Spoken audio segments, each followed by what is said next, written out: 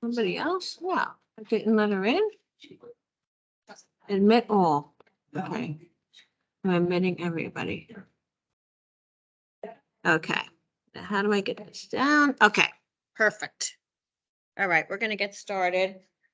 Since we always seem to have more information than I plan to. I usually get scared, like on Thursday when I'm starting to plan the meeting slide and I go, oh my God, what am I gonna present next week? And then by Wednesday, I'm like, I have too much to present. How do I get rid of stuff? So I don't know how that happens. But anyway, welcome. It's the third week of January already. Time is sort of flying, but you still have a whole year ahead of you, which is the great news. Not trying to rush anything. So the common denominator for success is work.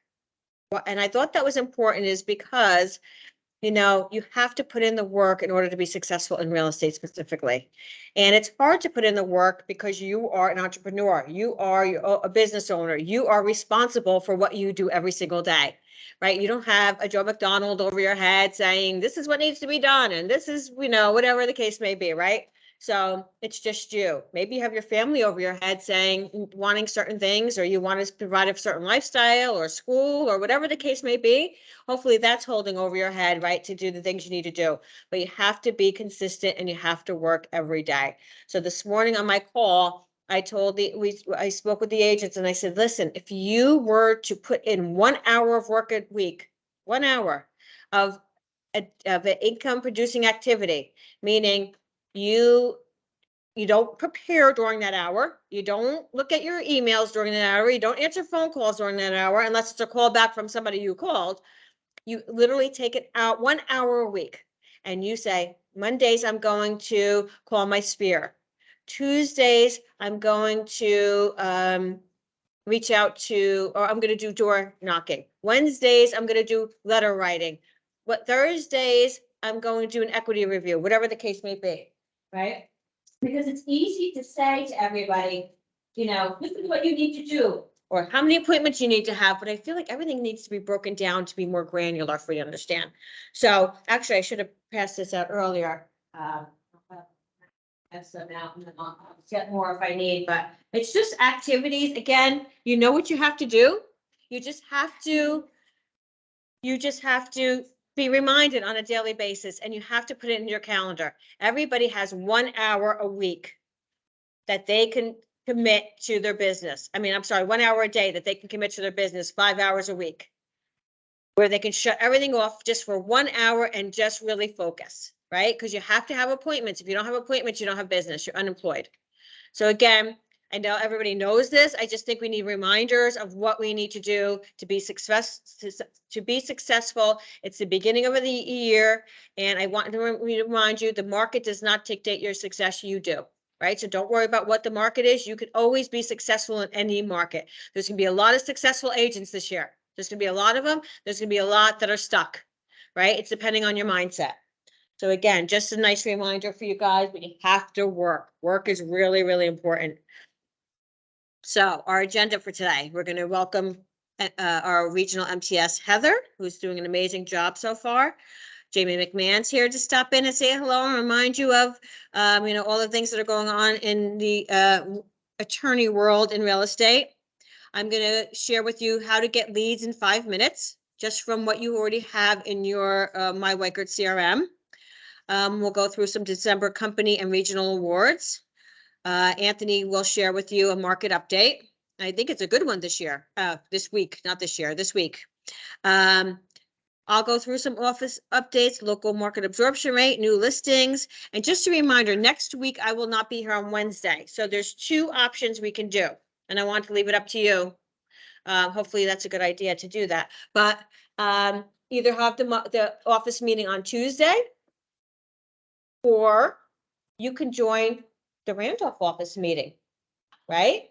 As something new, since we are now somewhat commingling, right? So we're going to have our first joint office meeting February 8th. We're going to do it once a month thereafter. But, you know, Donna provides a lot of great resources and information. She's an expert on Remind. She's an expert on RPR. She has a lot of good, training sessions that we're going to share with you. So maybe since nobody wants to speak right now, you can let me know throughout the day if you want me to do it Tuesday, because I feel like this is an important part of the year to consistently have our office meeting. So I can either do it Tuesday morning, or I can do it, or you guys can join Donna's, or we can do both, whatever you guys want to do, really. So I'll ask you all later, since you're so quiet. And then remember, after the office meeting today is Sky Slope training again, which, if nothing else, guys, it is really funny. Okay, it is really funny trying to teach you all how to do the basic things in Sky Slope. I did laugh very hard last week. We started at 11:30. And then we ended, and I looked at my watch, and it was 1:30. It was 3 hours of like, we never even got up, but we learned a lot. We're learning together, and within a week or two, it'll be like secondhand to all of us, just like everything else is. So look what's new. So meet our MTSs. I've been sending this out for you. I just want you to really make sure that you are reaching out and setting up time. It's really, really, really important. So with that, Heather Jarp is here. She's going to introduce herself and share with you some things that she's been doing. We had a nice group yesterday at our her training about making core calls in the afternoon. So that was really awesome. Well, thank you very much. Yes. And I've been with agents for about 20 years. So my mom just did her 40th anniversary with Laker probably in the last couple of months. So I definitely know the discomfort of waking up every day and not having a closing coming up, right? So that is my job, is to help you get to the closing table. And they've shifted the marketing and technology specialist job a little bit because, as you know, Whiteford is investing a lot into some really cool technology systems. As many of you know, my Whiteford was rolled out about 3 years ago, and it's a really robust CRM that a lot of sales associates have gotten a lot of value out of. So that's my one task, to get people to log into it and start getting their hands dirty in it and using it as to get them to that closing table and look at your sales pipeline and look for that low hanging fruit. And that's what we went over yesterday. The other thing that I'm tasked with is getting you all well versed in my my marketing studio, or the new Whiteford Marketing Studio. Have you guys heard of it? Please say yes. Okay, good. Many of you have said to me, I really want to learn how to use Canva. Well, the challenge with Canva is you don't have the Whiteford branding. Some of you may not know that the yellow has changed. So that's challenging, trying to get the yellow right, trying to get the branding right. And what I've been doing is group training sessions on not only my Whiteford, but also marketing studio as well. And I'm measured on how many people log into my Whiteford, how many people are using it, and also too, how many people are using Whiteford Marketing Studio. So that's my big task, and I've got about 1,500 agents in the region, which myself and someone else share to help out. And so if you haven't scheduled a one-on-one meeting, I would invite you to do that. And what we do is a business review, and then I can give you some activities after that. And I also want to see some of you in my training sessions too. That's another thing. I have to have some. And I also have to have a certain number of sessions. So you could help me if you came to those and just give me your honest feedback, because I'm Missy, can't hear her. I know Missy, changing and trying to keep up is difficult. Missy. And I have Lonnie, she might have muted you, Lonnie. Thank you, Heather. And so, so if you noticed, I had sent this out on my Sunday email, and then I attached it, and then I send it out every day, just so that you have this as well. So if you've noticed that my Whiteford University does not have anything on its training calendar this month, it's because it's being revamped. So Christina Weiner, who was a manager with me in the Livingston office, who then moved to the Rumson, Middletown office, who is probably one of my most favorite human beings in the world. Like, this girl is so incredibly smart. She worked at a high level in a marketing company prior to being in real estate. So she always put out the best marketing pieces in her office and started a lot of great things. So she's now overseeing the Waker University, and they're implementing a lot of great new Waker trainings or coaching sessions, right? Christina Weiner. Yeah. So, just to take it back a little bit with that, so Weichert has been known as a training company, right? So a lot of agents, I know I hear you guys say it to people, or, when you're talking to agents getting into the business, you have to start at Weichert, you have to start at Weichert, you have to start at Weichert. That's where you get a solid foundation. That's where you get the training, right? That's what we've been known for. We want to be known moving forward as a coaching company. Right? Because the difference between training and coaching is training is a one-time thing. You come, you get trained, and then you leave. Coaching is continuous, right? And helps you grow. So they're changing the whole platform of Weichert University. Laura did a great job for years, her and Anthony, bringing out the just like sort of, I don't like the word regurgitating, but what's a better word?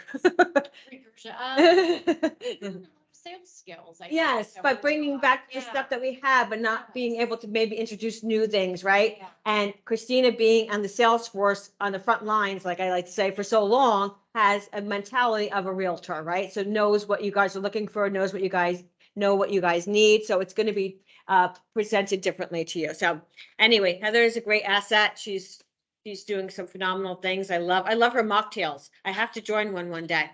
But anyway, just please reach out to her, and she set up a time to meet with her so that you can get started on track with your business. So Heather helps the agents that have been in the business, Yep. and Paige is the one who's assisting agents who are new in the business. Okay, so that's why you have two contacts here.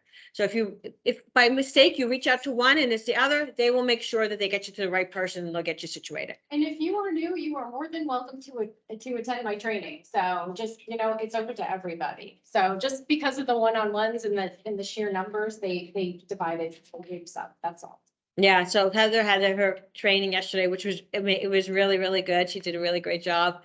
And then at the end of the, I probably shouldn't mention this, but I have to because it was so funny. At the end of the session, she says, now tell your friends about, the training's coming up.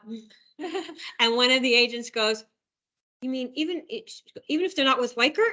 And and Heather's like, no, I mean your Weichert friends. Tell your Weichert I friends. said, tell them to join Weichert. It's Yeah. the MLO, Morris Plains Sales Leader. Exactly. It was very cute and very funny, but anyway, thank you very much, Heather. And make sure you're getting everything that you deserve. So Marketing Studio, they've been doing trainings every single day on Marketing Studio. I sent you the link. I put it on the email. Make sure you're going on and getting an overview of what this has to offer, okay? And here are some of the remaining classes for this week. Is today the 18th? I don't even know. Oh, yes. So there's a class at 11. There's a class tonight at 6:30. Okay. There's a class tomorrow at 2 p.m. and there's a class on Friday at 10. So they make sure they cover every time frame so that they can accommodate everybody. Okay, and make sure, and this is actually a recording right here. If you want to just click on this and watch the recording of the training, if for any reason any of those time frames don't fit your schedule. So Sales Power Hour, unlock your leads in 5 minutes. So this is really cool. So this is something, again, that was presented to us by Christina Weiner. Okay, so this is one of the ways to get the agents back into their CRM and making sure they're utilizing and taking advantage of the leads you already put in there, right? So some of us, when we first introduced the My Weichert platform, we went about things a little bit differently, where we were like, dump as many contacts as you can in, go in and download lists from Cole and upload them in. And so some people have like 5,000 leads. Some people have like 25,000 leads, right? Some people have 500 leads. Everybody has a different amount of leads, right? So we were dumping. But what happens when you put that many leads in a place, you don't follow up appropriately. You can't manage them. You know, you don't have them on a campaign or a marketing update. You don't really have them on the things that the system is really made for, which is your virtual assistant following up on your behalf with your leads until it nurtures them to become a active client, right? So that's what the system is made for. So when we do things like that, we were all learning, right? It's all a learning curve. We have too many leads in our system. So I'm going to share with you what you guys need to do. And there is a job aid here so that you can do it very easily. I did it, the other night, and it was easy. So your database is a powerful tool designed to allow you to easily scale your business, but it only works when you leverage it correctly. So of all the ways that MyWiker communicates with leads, by far the most critical are listing alerts. So these are likely thousands of leads from farm area uploads, co-realty resource lists, open house inputs, and manual inputs in your platform that are currently not leveraging the most critical communication methodology. So when you have your clients on a property alert, right? They get an email based on maybe it's once a week, maybe it's once every day, depending on their motivation, right? And when they get that email, and then there's a property in there that they want more information on, or it interests them, they click on it, and that's what you see on your dashboard, basically, right? So you could see when they clicked, how many times they looked at it, they look on their phone or on their computer, right? So it's really like Big Brother is watching, right? But it's you, right? So you want to make sure that you're going on, just like you have your GSMLS or whatever MLS you're using, which most of us is GSMLS, you have that tab open on top of your computer screen, right? And maybe some people it's every 5 minutes, maybe some people it's once an hour, and maybe some people it's twice a day, is looking to see what new listings came on, what sold, what went under contract, right? All of that information, because that's our business lifetime, right? So we want to make sure we know what's happening in the market. You should always have your MyWiker tab open right next to it. And you should be looking at your MyWiker when you look at your GSMLS and see who's engaging with your website or with the content that you're providing to them, right? It's really, really important. So the reason, again, if you think about why a system like KV Core was introduced in the first place, or why it was put together, is because agents are very busy people, right? Do you find yourself running around like crazy people some days? It's just like you just don't know which way to turn. There's a problem here, you're putting out a fire here, a new listing just came on that you have to get your client to, and nobody's answering the phone so that you can make an appointment, right? All these different things happen and take us away from what we need to be doing, which I talked to earlier, is about getting appointments, right? So the system was put together for agents to make, because this is one of the biggest frustrations, is being able to follow up with their clients, right? So this system, if used properly, is following up with your clients on your behalf. Like I said, your virtual assistant, right? So we really want to make sure that you're utilizing it to make sure that you're getting the most out of it. So this is what unlocking leads means, all the things I just shared with you. So I'm going to show you how easily leverage alerts by unlocking your static platform. So I'm sure a lot of you have people in there that you don't have set up on anything. You don't remember why you put them in there. I'm sure there's a lot of different reasons why they're just sitting around and you haven't had time. Maybe you just don't have the time to go through it, right? Maybe it overwhelms you. So once they're triggered, you will start seeing action with this winning formula. So increase visits to your website, plus more clicks on your properties equal warm leads for you to follow up with. And that's all about getting appointments. So you may be thinking, search alerts, how could that possibly unlock leads? I don't even know what these prospects are looking for. Maybe that's why you didn't put them on a search alert. So why would I send them listings? So listing alerts aren't just for sending your clients properties they're looking for. Use them as a free automated tool to get prospects to return to your website on a regular basis and conduct their own searches. So once they go on, then they can change the criteria of what they're looking for. Okay, if they're looking for certain things, or based on what they click on, the AI portion of MyWiker, the artificial intelligence, will then put them into search alerts based on what they've clicked on and what what they're looking for. So this action will give you insight into what prospects are looking for and also clue you in that they might be in the market to buy or sell. It's all recorded in their contact record and their property clicks will appear on your dashboard.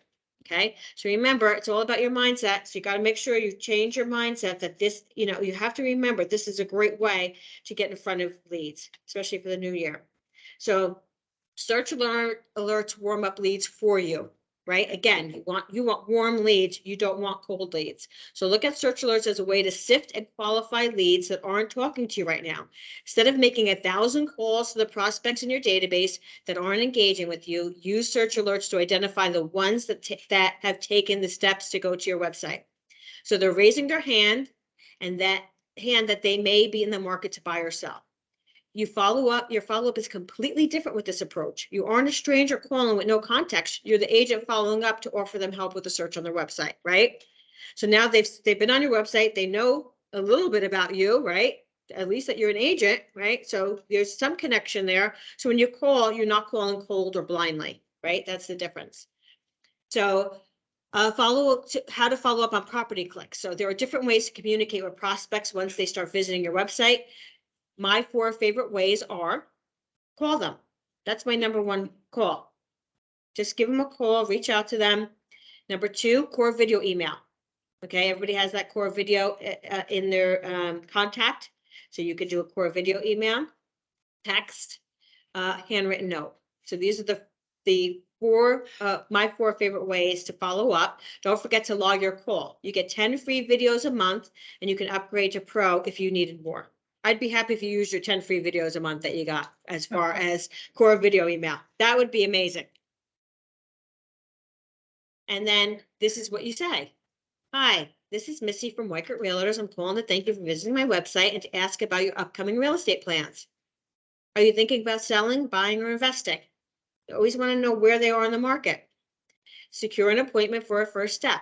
Great, tell me what you're looking for so I can check my exclusive listing database for matching properties that aren't online and check my list of properties that will be listed soon. If I identify some properties, are you open to meeting? Then, this day and time is open. Look at your calendar, have your calendar out or on your phone, wherever you want it, but make sure you have a calendar and you're not double booking something that was really important to you, because we have a very bad habit of doing that when we're not looking at our calendar. Okay, let's book it. If they say sell and buy, congratulations. That's so exciting. I want to offer you a consultation to strategize on your sale and purchase timing and purchase timing to optimize your profit. It is important to have a plan when buying and selling simultaneously. And if they say they were just looking, great. Do you like looking at real estate online? Have you ever thought about getting a real estate license? I can help you get started. How does that sound? So that's a good refer and earn, right? So there's different ways that you can help people and build relationships. Okay. So, but you have to have the conversation with them. You have to have a conversation with people in order to know what they're looking for and what's best for them. So if I don't send them a property in their budget and location, how will I get clicks? Our strategy is to send aspirational properties. What this means is you will set your minimum price point to slightly above the average sale price in your primary market that you cover. This will produce upscale, beautiful property photos in your search alert. It's a branding power move to associate your name with beautiful photos. Even if prospects are not in the market for that price point or location, studies show that they will click to look. Once they do, they are free to search any properties on your website, all of which are recorded. So that's something MLS alerts cannot do, right? You're not going to be able to see them like that, and they're not going to show pretty pictures and send them to them automatically. So what if the prospect calls and says, that's not what I'm looking for? Congratulations, you got a lead to call you. So your script is simple. The properties I sent are great, but tell me what you're looking for. I can check my exclusive database of listings, not on Zillow or online, right? I could also start looking for properties that are coming to the market. Let's meet this week to take a look at my database and have a consultation. Can you do that this Wednesday at 3 o'clock? So again, there's scripts here for you. So it makes it very easy. They're very comfortable, but you have to get your mindset in the right place about growing your business and using the resources that you already have available to you. And a lot of you in here, I already know, have a lot of people in your CRM that you aren't engaging with. So this is a great way to get them engaged. So I'm going to get unsubscribes or notes to stop sending me emails. Perfect. The search alerts are doing their job, helping you sift through the unengaged prospects to identify the ones that may be ready to move and need your help. Someone unsubscribes or doesn't want your help. It's not about you. They don't know you. It's not personal in any way. It's just next, right? Next, move on to somebody who does want your help and who does want to engage with you and who does want to work with you. So it's all about, again, it all comes back to your mindset, and how you think of these things. So let's do this together. So I'm going to show you how easy it is to unlock your leads, okay? So first you're going to go into your My Weichert system and you're going to go into the marketing tab, okay? So you have the whole, the sidebar, and you have all your options there. Go into marketing and click all marketing when you do, and then go into search alerts, okay? I did this last night. I just didn't do it completely, because if I did, I would have sent a search alert to every single one of your clients. I would have put them all on it. I could do that if you don't do it, so be careful.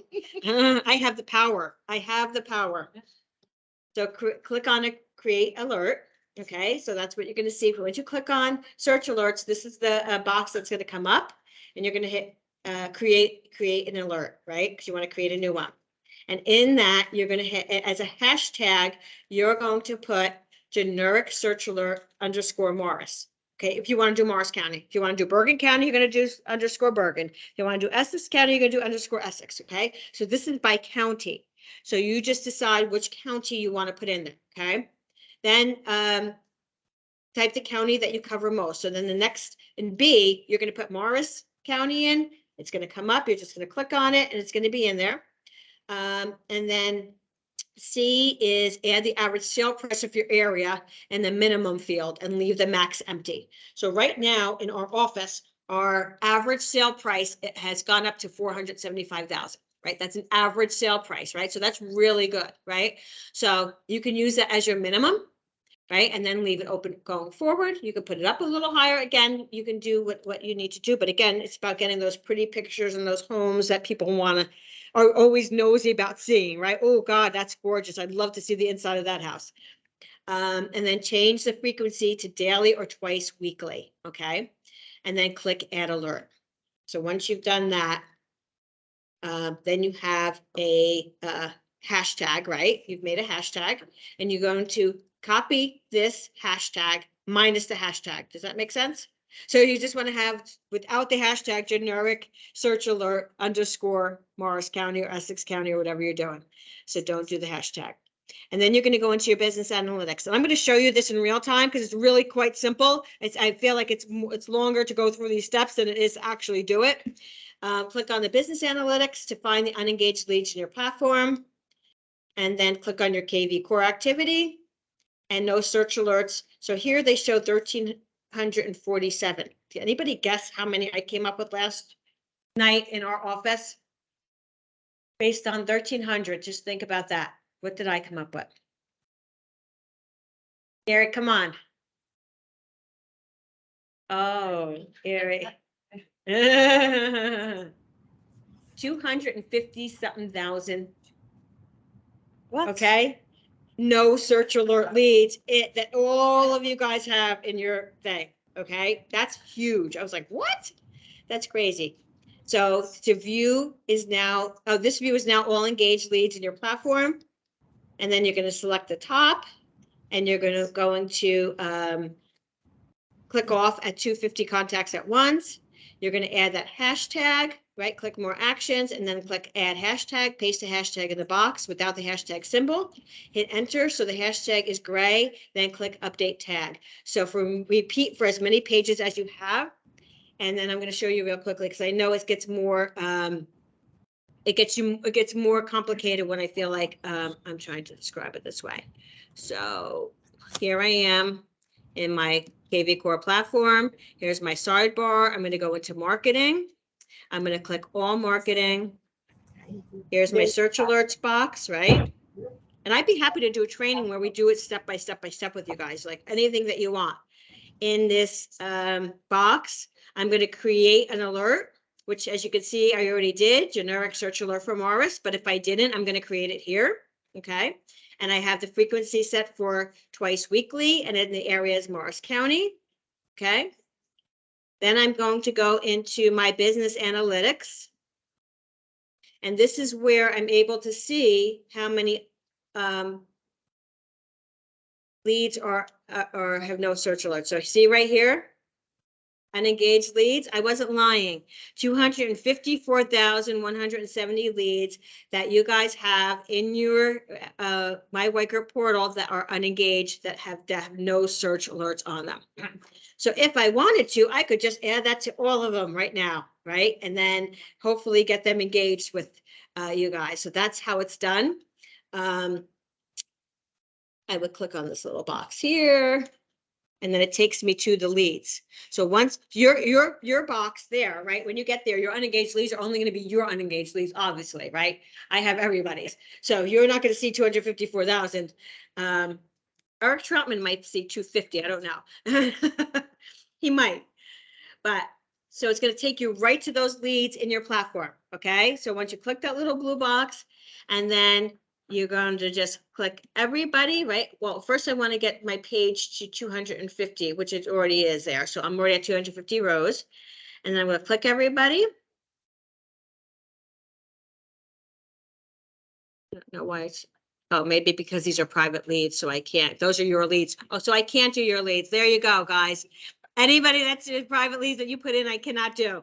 I can only do ones that were company generated. And then I'm going to go into more actions.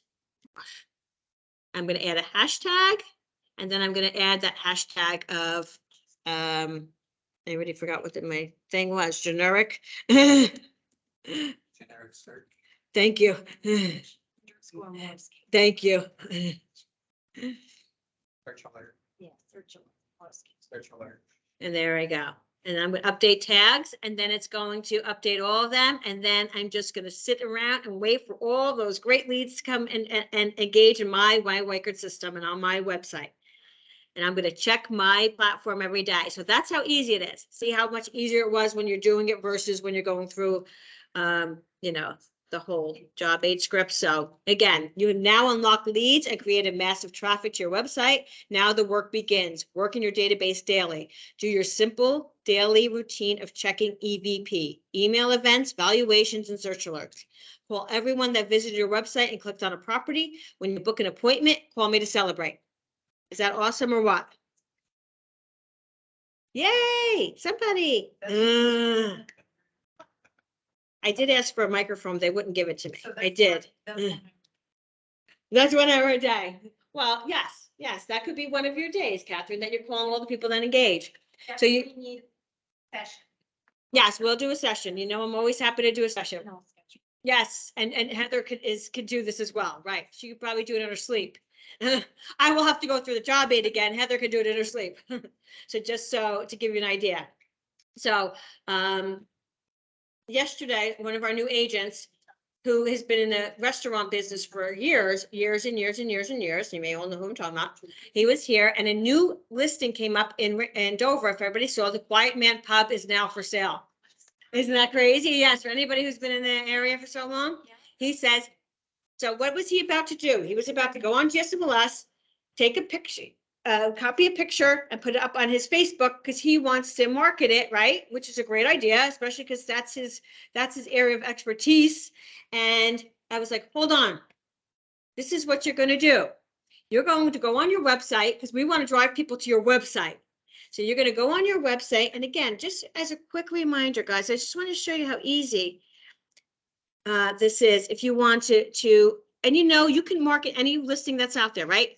We all have an agreement, which is called the IDX agreement, that allows us all to market one another's property. We can't say, look at my new listing, because it's not your new listing, right? So you have to be honest. You could say, check out this restaurant, or check out this location, or whatever it is, or call me for more information, but you can do that. So if you go into, I'm just going to go into my website from here because it's easier. So I'm in my website, and let's see, I'm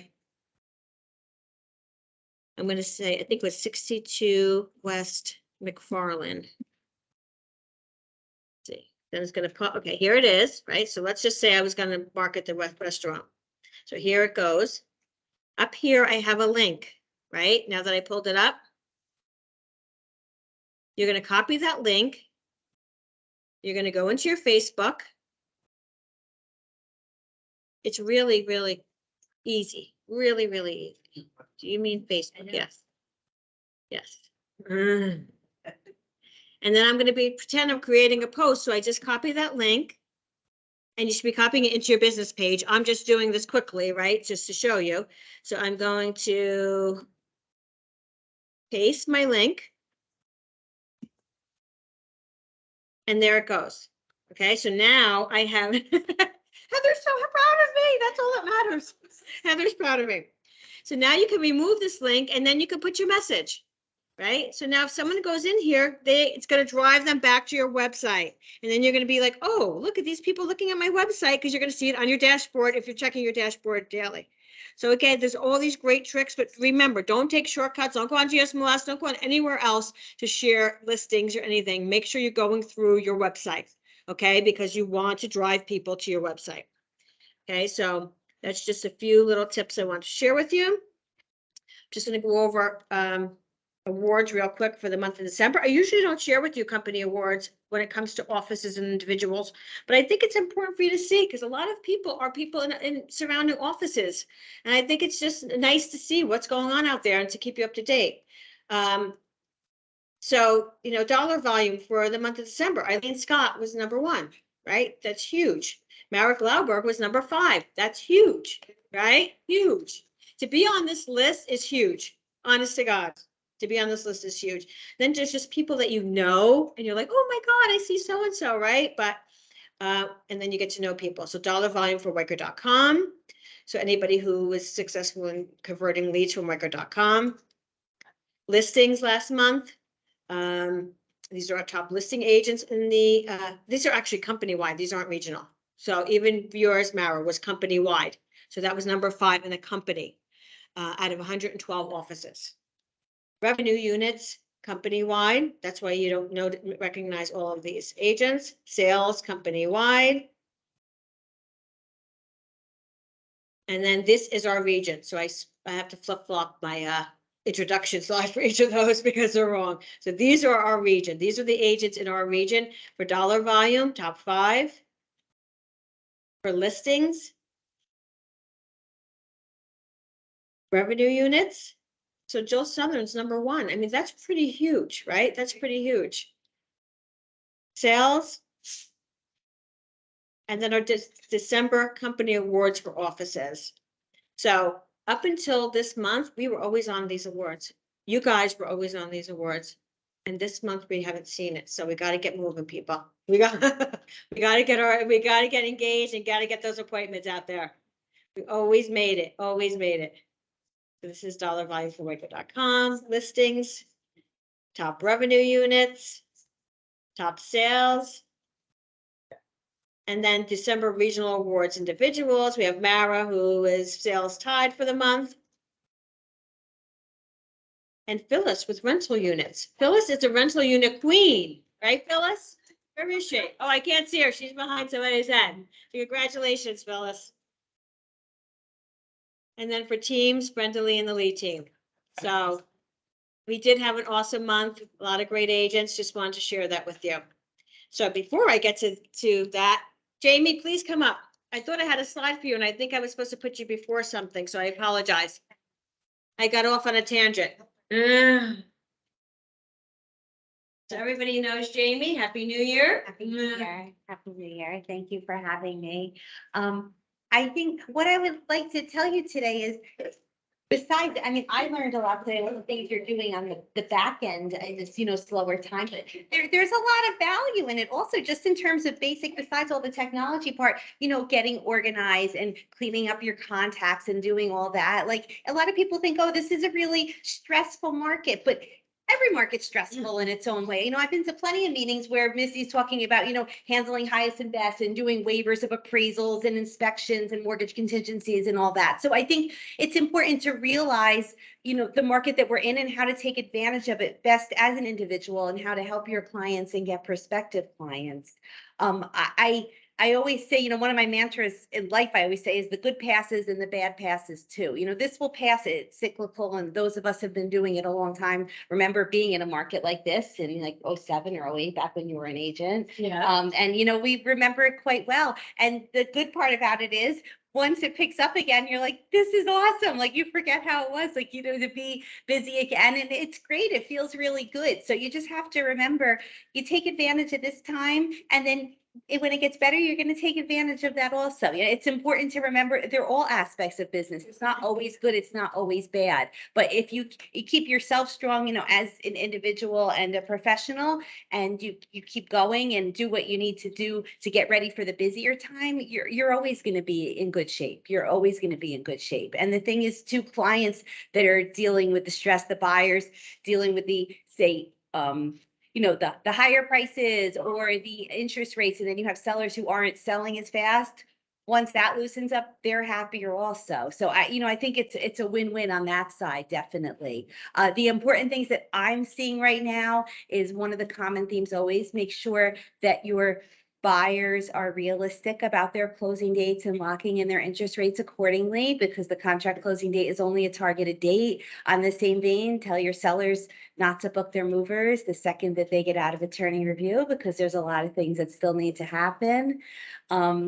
Be cognizant about septics because they're all failing now. So, you know, just make sure you keep that in mind. That's a tricky scenario. I see a lot. The septic fails. They want the sellers to fix it. The sellers will fix it, but then the interest rate is expiring. So that's something that's always important to navigate in a competent manner, to make sure you can get to the closing table with the least amount of stress and distress for both parties. I'm not seeing as many waivers of the appraisal contingencies. I am still seeing solidification and of the inspection contingency and limiting it to certain things, whether it be major mechanical, structural, safety, environmental, that sort of thing. But I think, like anything, you know, you stay on top of your relationships and you stay on top of your clients, and, you know, we're all going to move well through this market, which is the important thing. Anybody have any questions? Anybody have anything going on that they have, want, you know, some advice on or any information on? And do you have anybody, where they like, they'll say the house is a septic system and it's very old, and the seller's like, oh, and the problems, never did, bought it this way, selling it this way. Do you ever have them where they go and they have like, an inspection of the septic system prior to? Yes. But I don't always think that it's the greatest idea, to be honest with you, because most of the time, the buyer's not going to accept it anyway. So I don't always know if it's a great thing. I mean, if you have a septic system that's really old and original, I mean, unless you're extraordinarily lucky, there's going to be issues with it. I think it's better just to know in your mindset, there's probably going to be issues and we're going to need to address them. So I don't really see a lot of benefit a lot of times, unless, you know, they're doing it far enough in advance before they're planning on listing the house, where they're like, whatever comes up, we're going to address it preemptively. And sometimes, you know, that can be a good idea, because if it needs a lot of work, maybe they want to put that in, and then that's going to add value to the price that they list the house at. So something like that can be advantageous, but just to do a quick inspection right before you're listing it, I don't always think is the greatest idea, to be honest with you. When the septics fail during the inspection contingency, it usually comes down to the fact either the seller's going to fix it and we're all going to wait to close. The seller's going to provide a credit/price reduction based upon how much the lender will allow on the concession side. And also, if the buyer is comfortable with that and addressing it after closing, and if the lender will allow, if it's a type of loan where the septic has to be fully functioning. Or sometimes, those of you who know me know I absolutely hate septic escrows. I just hate them. I think they're a recipe for disaster. But They can be done. I mean, they can, you just have to kind of gauge the parties you're dealing with and make sure it's a reputable contractor and see how long it's going to take in terms of engineering plans and approvals. You know, the municipalities are all different. And is it a municipality that we're just going to require specific verbiage in their deed in terms of the new system and maintenance of the new system? So there's a lot of different ways to handle the failed septic systems. It just, I really think it's situation specific. It's not something where you can say, we're definitely not doing an escrow or we're definitely doing an escrow. Like it really, and it depends also on the timing of the parties. If you have kids that need to get into school or someone relocating or something. So it really needs to be taken on a specific basis, engaging what's best for the parties to try to keep the transaction together.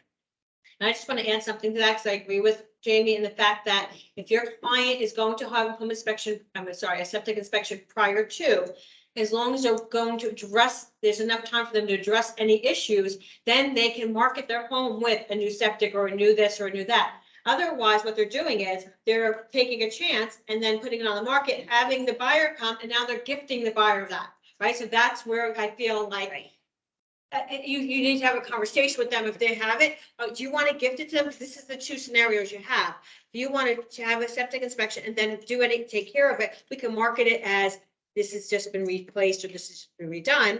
Or do you want to wait and then possibly gift it to that person? Because now you've already negotiated a price. So now anything that you give back is basically gifting them. Right.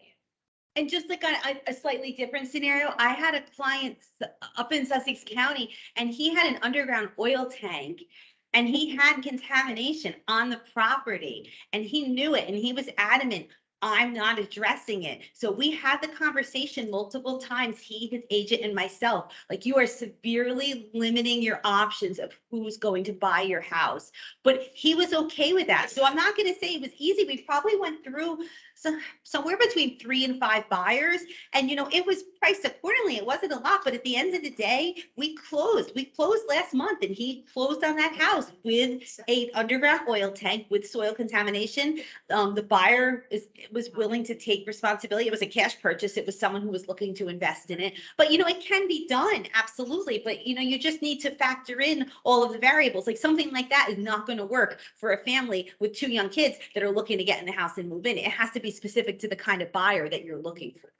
Yeah, and you have to have these conversations prior to when you're at the listing, consultation, and explain to them and so that they can make an educated decision for themselves what they want to do. And it's not a surprise when their septic fails, you know, and now all this stuff. So maybe having knowing knowledge of it protects everybody. Like Well, not doing it ahead of time. If they're prepared to the fact that they may get a report back that the entire system needs to be replaced. Right. And now they're going to be in a situation where, okay, we understand that and we kind of were expecting it when we marketed the house at a lower price. But again, if they're going to do a new septic system and sell it to that buyer, they're kind of gifting it to them. You know, if there may be more value in doing the septic ahead of time. This is if you have an original septic from the 60s or 70s or Right. whatever the case may be. Right. Yeah, definitely. Did you want to add something, Myra, or no? No, well, exactly what you said. I mean, I sit them down and I say, listen, if we can get ahead of it, you're gonna have a cleaner timeline and we can market it as a new septic, which might then bring in people who normally would be interested in a house with a septic if it's brand new. And if we don't, it's gonna be a gift to them. So I like inspecting beforehand. As long as, like Jamie said, they're willing to fix it. If it's, because right now things are taking so long and we're having so many problems with expiring rate locks. Yeah. That, you know, you don't want to be in a situation where you're now waiting 4 months to close and then you're losing your buyer and you have to start over. So it just depends on what the seller's needs are Yeah. and what their timeline is. Yeah. I personally I've never had a septic system, but my sister lives in Randolph and she lives in, for those of you who know Randolph, they call it the Bird Streets, like off of Millbrook. Sure. So her septic's original to her house. She bought it in 2007. And every time I'm over there, I'm like, are you using the thinnest possible toilet paper? Are you? And she's like, calm down. And I will say, interestingly enough, that I'm finding that the septics from the 40s, you know, 50s, 60s are the ones that are going to live forever. It's the crap they put in the 80s that are failing nonstop. 80s, 90s. I think that's true with everything. Everything they made in this back then was made to last. Everything they make now is like 10 years maximum. Like, it's It's ridiculous. ridiculous. My first Yeah. house, I lived in Dover for 7 years. You remember when I lived in Dover? I lived on Reservoir Avenue and it was built in like the early 50s. I had 1,000-gallon underground oil tank. So, I mean, this thing was sturdy, 1,000 gallons. And every time they filled it up, I had like anxiety, like, what is the bill going to be? Like, oh my God. But long story short, so I pulled it in 05, and I'm sorry, I decommissioned it in 05. This is before everything had to be pulled. And it was in a really difficult spot. Anyway, there was a lot of elaborate brickwork. So long story short, they went in and inspected it.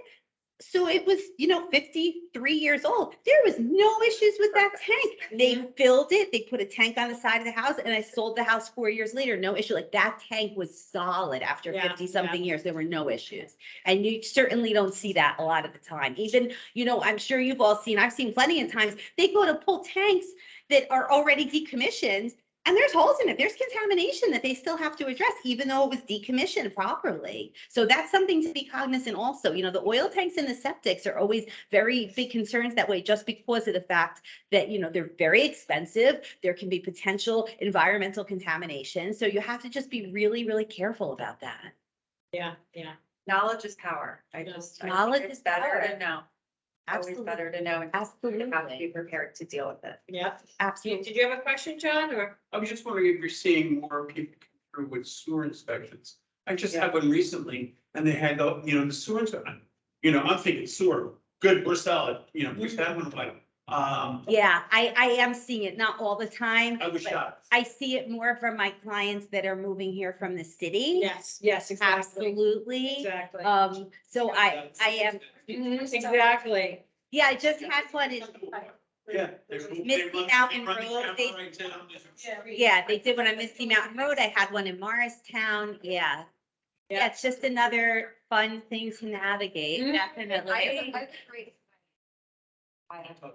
But it's one of those things that like you don't think about, but then think about how many people you know who have sewer backups. And those are not fun. Everybody's scared of septics, but if a septic goes, it's typically not a problem. If your sewer backs up into your house, it's It's a huge problem and it's really expensive also, and they have to, it's very disruptive to fix it, they have to dig into the concrete and go in there, it's a really big problem, Yeah, yeah, absolutely. So, yeah, I didn't do it when I bought, but when I had a bunch of houses with problems, I had to come. I was like, I need you to check it this way. They're asking for hydro jetting. I said, what? Yeah. Yeah. Sure. That's too funny. Yeah, Yeah, they, exactly. Anybody else have any questions, Jamie? Well, thank you, Jamie. Great to Thank you. see you. Thank you very It's always a much. great resource if you need anything, have any Thank you. questions. Yes, just call me anytime. Yes, Thank you. absolutely. Mr. Anthony. It's a good week, isn't it? This is all for sale, it's a buyer, it'd be great.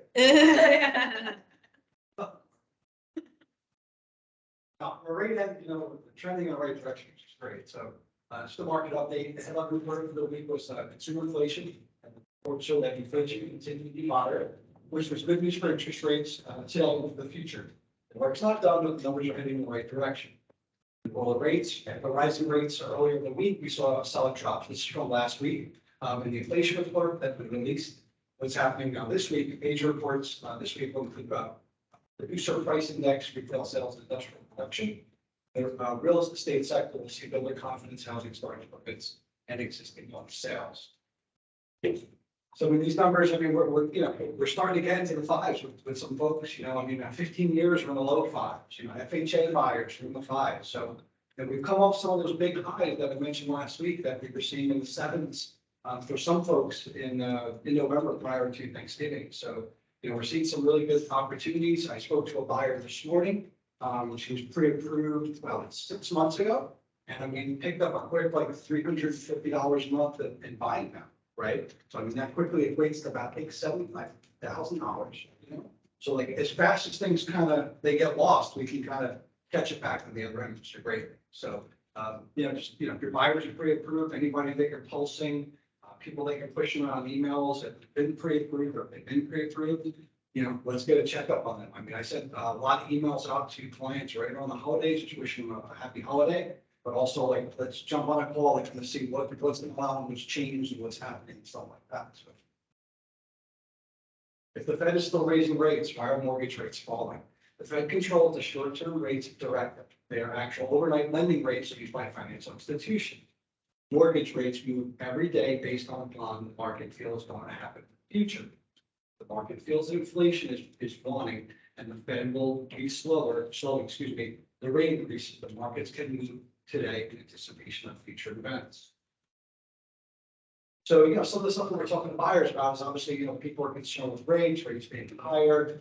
A lot of times when I talk to buyers, there always tends to be, can we add additional monthly payments? Add extra payments annually, I get a bonus, what does that look like? So, listen, there's always different terms of options for buyers. The 30-year fixed are atypical, but only 95% of the buyers are typically taking that out. But some folks that are coming off of maybe selling a house or buying something new, maybe a large down payment, other options for them. We've always talked about 15-year loan where obviously, it's very attractive. You're paying the loan off very, very fast. But we have 20-year options, 25-year options too as well. So any kind of hybrid situations there. So on this example here, it's a 20-year mortgage, right? So we're calling it an equity booster, but based on rates lower than the 30-year, the 20 years cheaper than the 30-year rates. That's a positive right there, right? What they've done on this example here, we've talked about the buy down. Right? So you're talking about potentially buyers that can get into a 20-year mortgage that first year rates being in the 4s, right?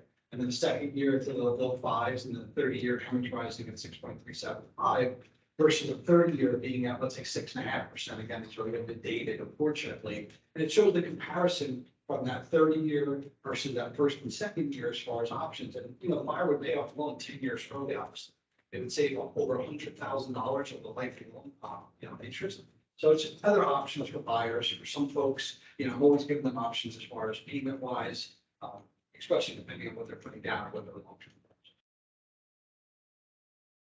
The advantage to the 20-year, many purchasers would love to do the mortgage free until retirement, especially if they're purchasing in their 40s and 50s.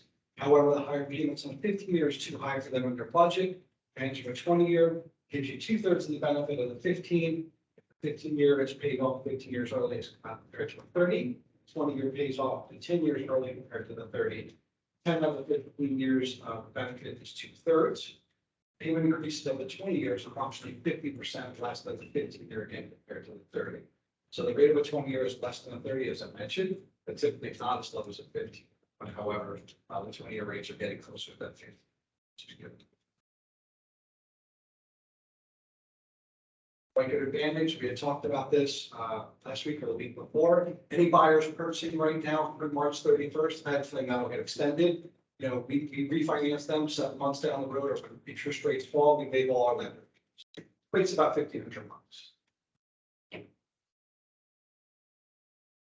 Question of the week, for resale, which appraisal calculations carry the greatest weight? A, the cost approach, B, the sales comparison approach, C, the income approach, D, all three carry equal weight. Lanny's approach. D. John, what do you think? B.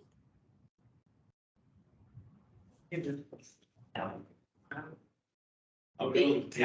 B. It has to be. It has to be B and C. I I'm think gonna D. say D, because that has to be B and C because you can't get a mortgage without an income. Right? Are you talking about that?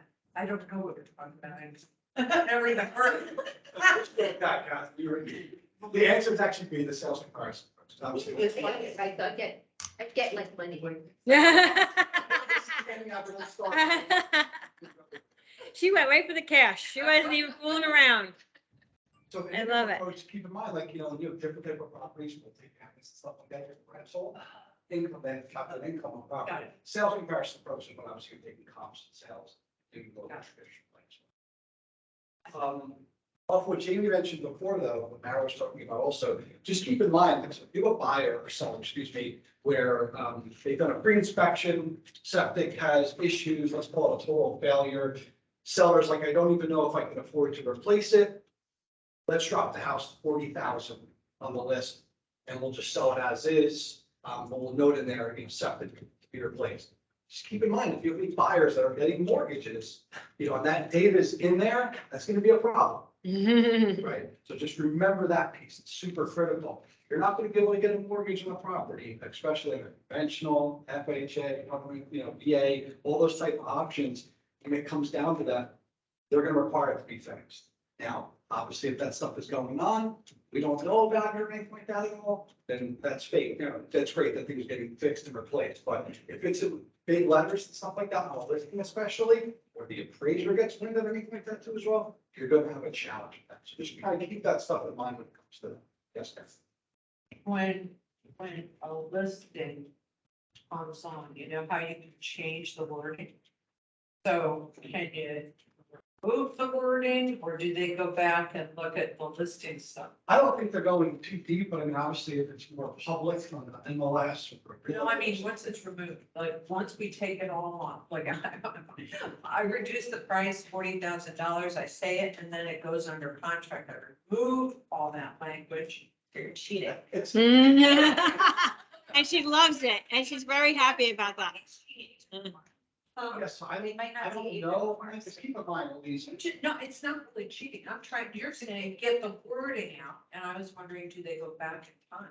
I don't know if they're necessarily going back, it's probably looking at the current of any, like, public, listing at the point, first, like, paying for someone that's leaving something else, that's something out to do.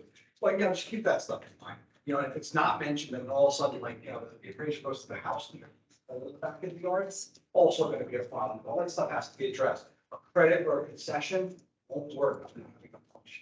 So, Less is best, less is best. listen, I'd rather not. I had a transaction once, with everything was going great, at the appraisal, and I'm flipping through the appraisal, the email, and there's caution tape. Like, in the back of the yard. I'm looking at the appraisal, I'm like, why is it subject to? And I call the agent, it's like, oh, they're putting this up. Obviously, not that they were installing it, doing it, but there's completion documents that, no, they got to be closed, appraiser's got to come out, re-inspect, it just isn't worth the pain that it comes. Any other questions? Hysterical. That is hysterical. That there's caution tape around the backyard. So for extra credit, hopefully Anthony knows this answer. What type of property transactions would the other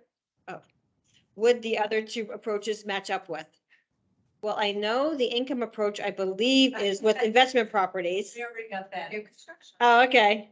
And the cost approach is for And the cost commercial. approach is what, new construction? Commercial? Hmm?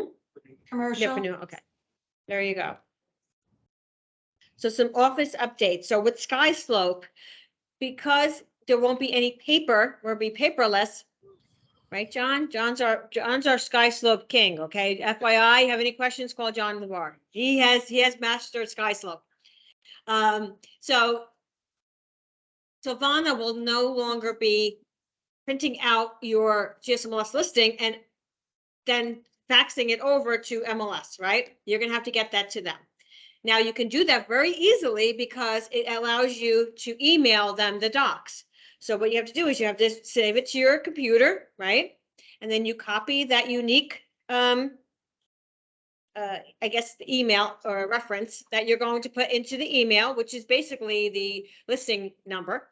And then you upload it in docs, you send it to docs@gsmls.com, you add that reference number, and then it goes into your MLS, okay?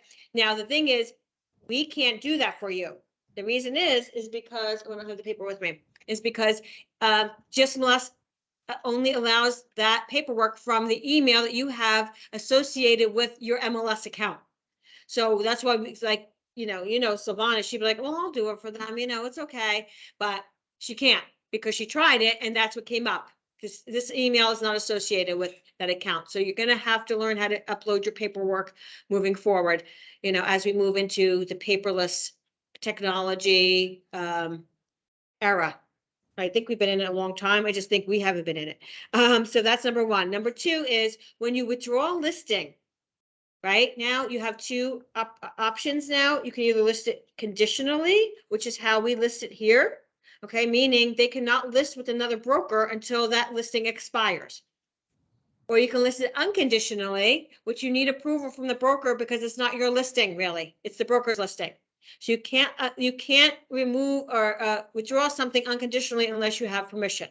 Okay, because then the seller can go and they can list it with another brokerage, even if it hasn't expired. So everybody understands the difference between conditional and unconditional? And that's a new status that was added, or two new statuses. You used to just withdraw, now they have the options, which I think is better. Because then you can see when it's withdrawn, if you can call them or not, you can reach out to them. Once your property is withdrawn or expired, or it sells, right? You must, so if your property is withdrawn or expired, you must let Silvana know so that she can remove it. She doesn't know that unless you tell her, she doesn't know. So this way she can remove it from OSS or mark it accordingly and make sure that she understands that that's going to expire. If when your property sells, you're the listing agent, you have to let her know if you want the post removed. She will have it removed for you, but just let her know this is closing tomorrow, please have the post removed, or it's closing next week, please have the post removed, or they're allowing me to keep it up another extra 7 days because some people are doing that now. Okay, so just let her know so that she knows. Otherwise, sometimes there's posts sitting there for weeks and weeks and nobody, she's not a mind reader. So just let her know what you want her to do with those things. And who here remembers Fast Track? Who was our Fast Track people? Oh my God, Fast Track was when you joined Weicker back in the earlier 2000s. Anyway, I don't remember how long the time frame was. You had to go to a 2-week, 8-hour-a-day program in order to be a realtor. You had to go, and it went through everything. You met with lawyers, attorneys. You went through the listing presentation. In fact, the last day you had to present your listing presentation to a manager, and they rated you on it. It was the scariest day of your life, literally. So anyway, so that was something, and that enabled a lot of us to get into real estate and get going right away because we had such a great foundation, right? We had a really strong foundation. We got away from that in the last few years because a lot of people are like, either they're dual career, this and that. So we sort of gave everybody we relaxed our practices. Well, guess what? No longer. So Power Up is coming back. So Power Up is our new Fast Track. Okay, so new agents have to attend Power Up. Okay, so it's going to start January 30th. There's no more Accelerate. There's no more, they have to attend it. And the goal of this program is to get agents 2 transactions in the first 6 months, which is huge. So that's how powerful this program is.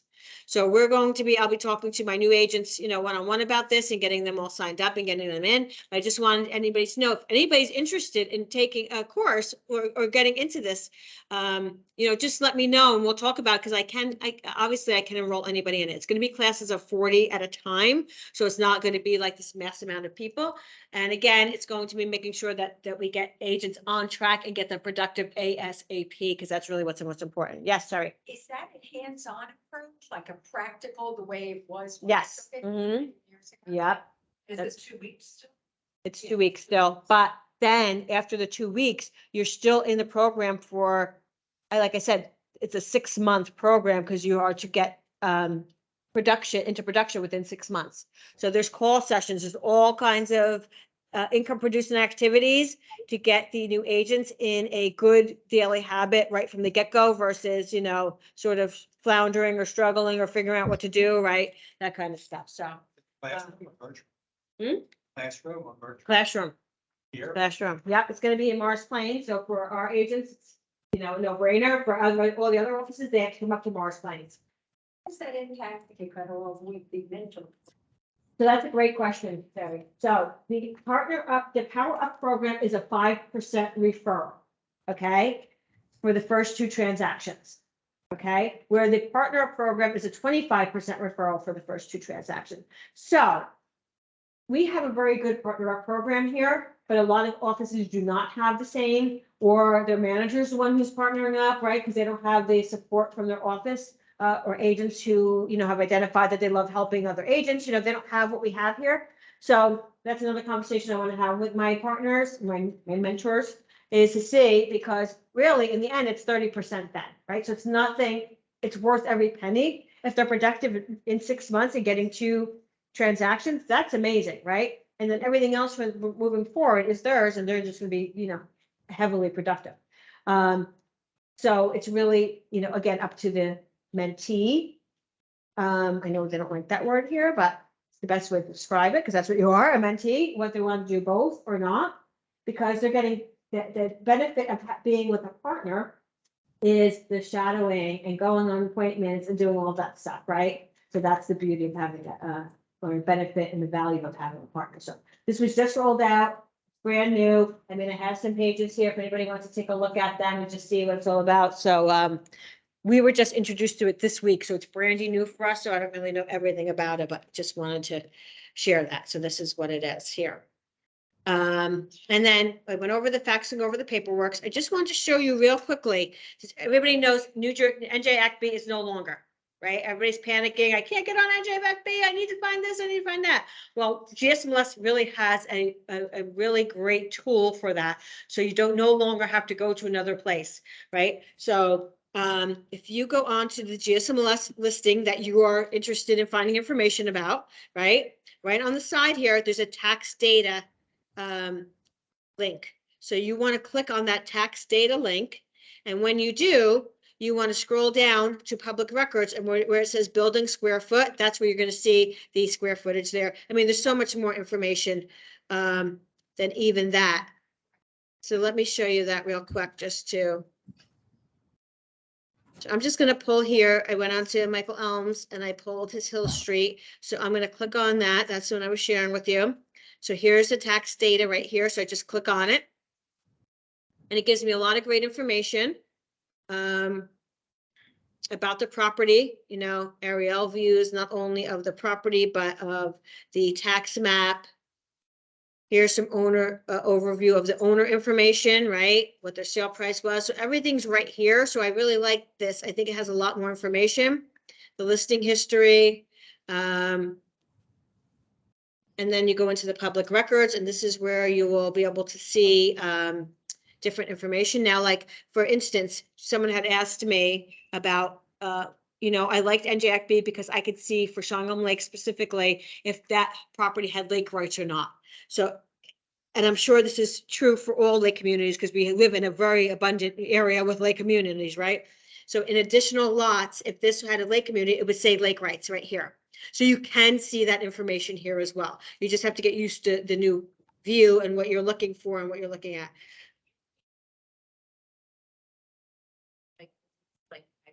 Oh, right here, you mean? Yeah. Okay.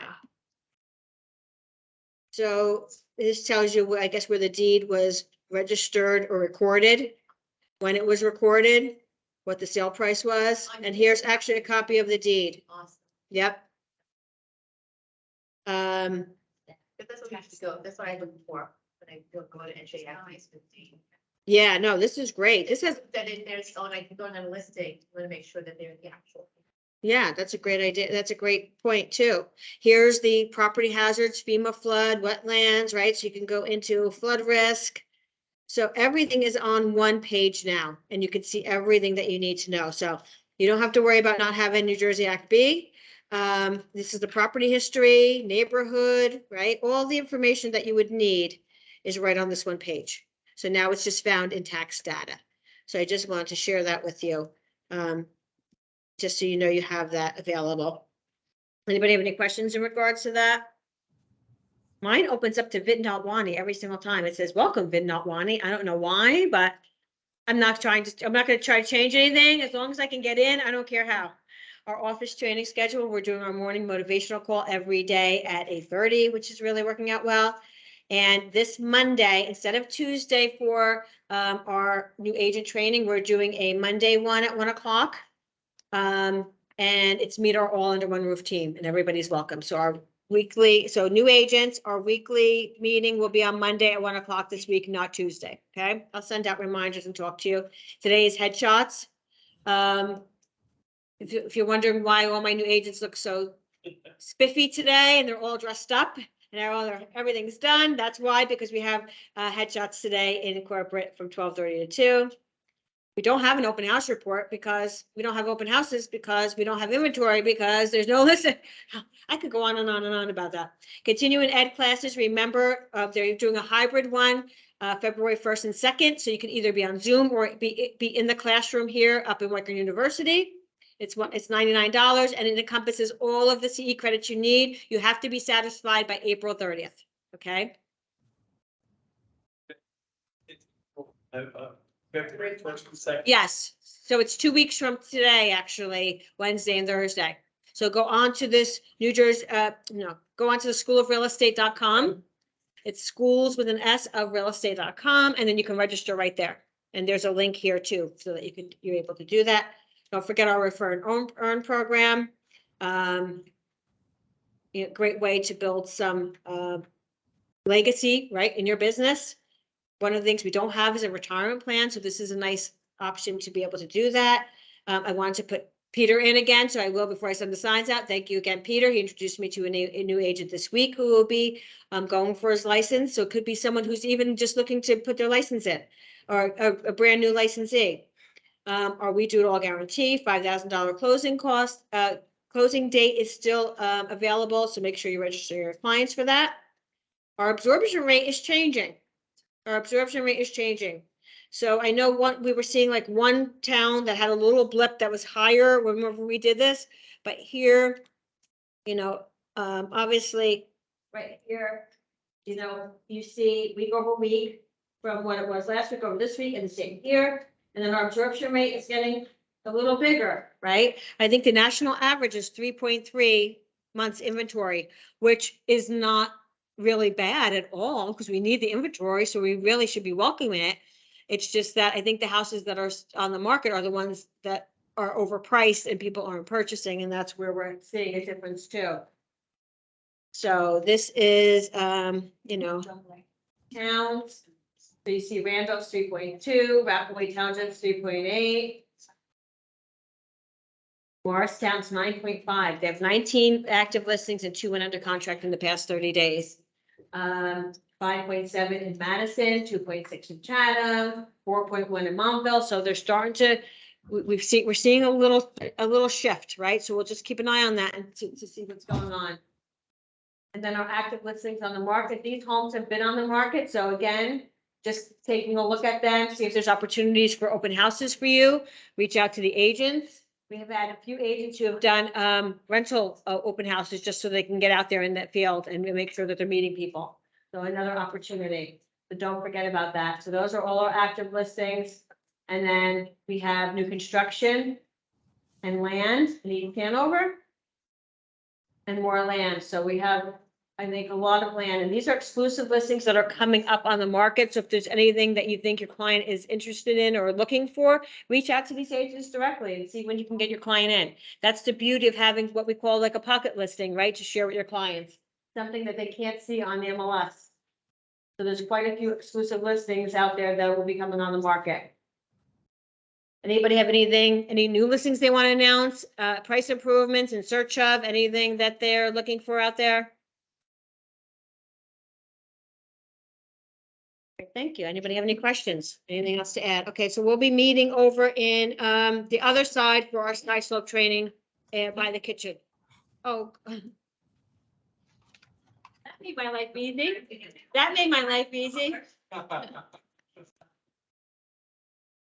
already forgot what I was supposed to do.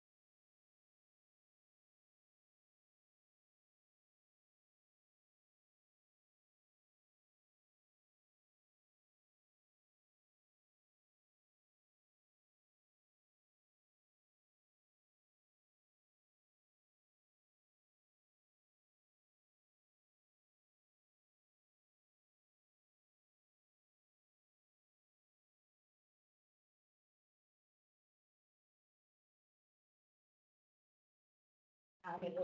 I'll have to look that up. Yeah, like. You're back. Mm. Do it like after, like it's not something that you do when you're Okay. doing the Okay. process of missing. inputting. Mhm. You could just, yeah. if you And I could like have your Let me one share my that screen you with you. have one that we're gonna practice. Make sure, we're not, why are we being recorded still? Okay, thank you.